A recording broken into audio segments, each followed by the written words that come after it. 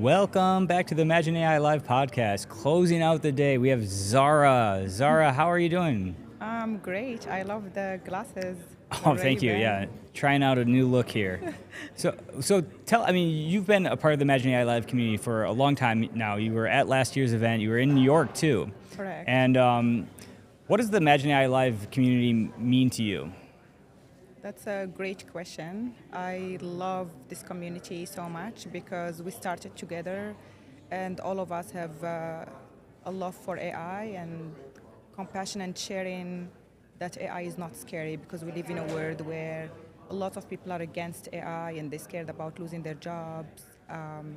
So we are here to actually share that knowledge and let other people learn from us and not fear AI and just, make themselves better people using tools that are available there to, have better productivity and just whatever they want to do, better people basically. That's how I look at AI personally, but I love the community. Yeah, very well. Thank you so much. Very well said. And can you share with us a bit about what you're working on and the workshop that you hosted this year as well? Sounds great. So my workshop was about AI in healthcare.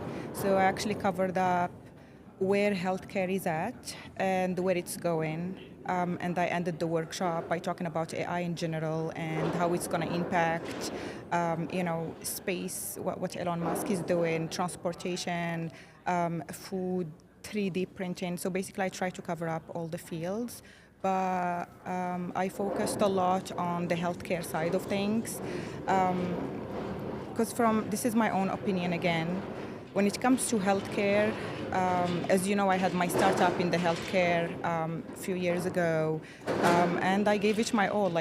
I was all in that startup. Mm-hmm. And being a founder, I'm sure everyone who's watching this right now and just they share that view with me that being a founder it's so hard. It is the hardest thing I have ever done in my life. I mean, I thought med school was hard, or like doing something or doing an operation or something like that was hard, but actually being a founder is way harder. Mm-hmm.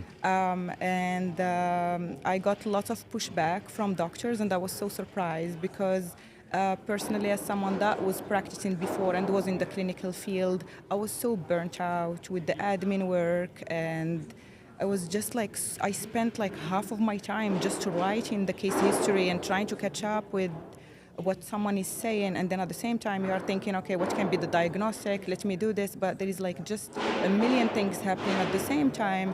And when I went to different doctors, which actually I think I've reached out to more than 100 people, I think I stopped counting at 100, it's way more, and I was presenting my startup to them, I got lots of pushback, and everyone is telling me the same thing. No, your startup is going to replace us. What happens to all my teaching and all my years? And I was very shocked because all the people I spoke to, with all the respect to everyone, I mean, I'm from the field, so it's not a disrespectful thing to say. I was just shocked at how someone is putting I guess the word is greed over someone else's healthcare, because they are not looking at it as these are patients, how can I make this better and remove misdiagnosed? They look at it as like, oh no, sorry, it's going to take my job, so why should I use it? So from day one, it's like, no, I'm not interested. And that was very, I guess, shocking to me, but I shouldn't be shocked because when we talk healthcare, there is a lot of I guess red tape, like the investors call it. Mm-hmm. So it's very, very unfortunate. So when I was doing my workshop, I covered lots of stuff like CRISPR, AI, and how it's impacting people's life and treating diseases like sickle cell anemia and like muscle dystrophy and so many other things.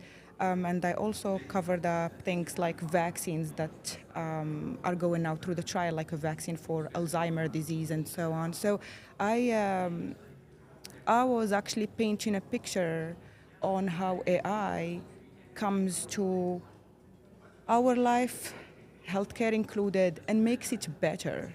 I shared few cases where there were mistakes in X-rays because humans didn't pick them, which is normal. We're humans, we make errors, and the AI picked things up like in like the first minute of looking at an X-ray or an ultrasound scan or whatever we do, and they picked a disease, like few things I looked at and I shared with someone that actually had symptoms, but the symptoms were not like severe. It was just like shortness of breath and so on. Went to the hospital in and out, and no one picked up that the person had lung cancer. And AI picked it up when they looked back and they took that case and they put the X-ray and gave it to AI. AI picked it up from the X-ray that was done the first time the patient came in.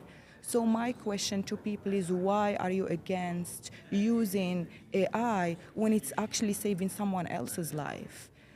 So I'm a little bit, on that. I'm not sure what the words are.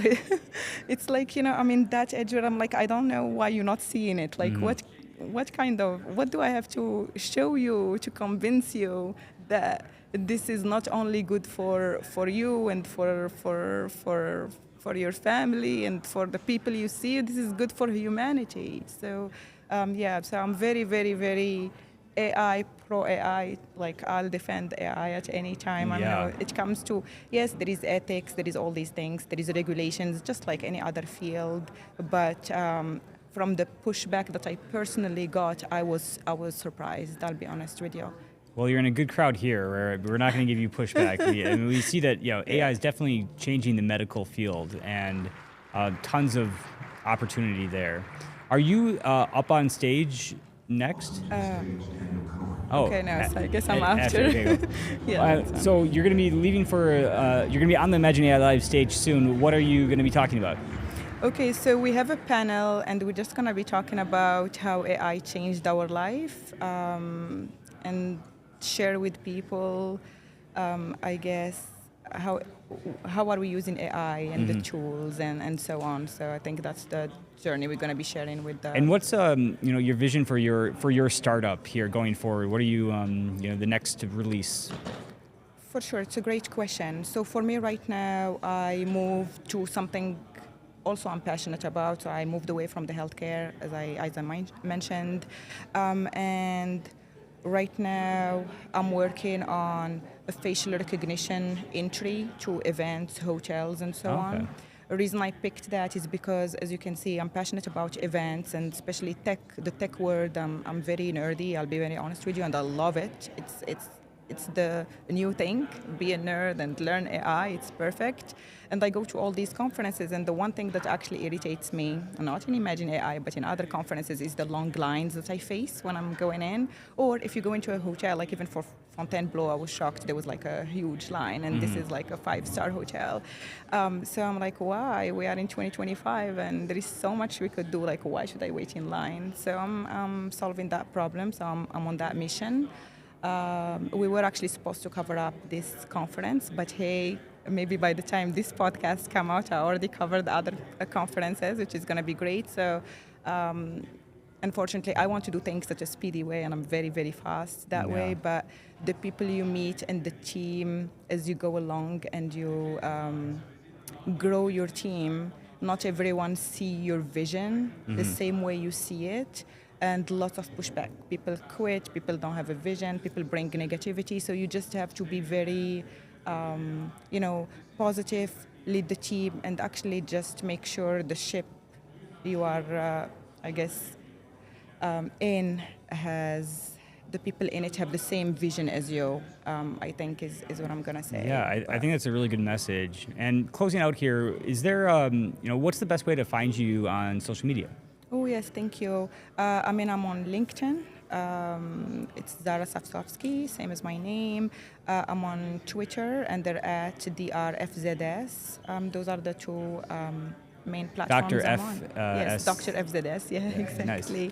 Nice. FZD for those. I know, it's like, I don't know, I should probably move a letter or something from there. But DRFZD, that's 5 letters. It's nice and short. Well, Zara, thank you so much for sitting down with me and for being here again and bringing so much energy to our community. Okay, thank you so much. I appreciate this. Thank you so much, Chris. Thank you. Thank you. That's one small step for man.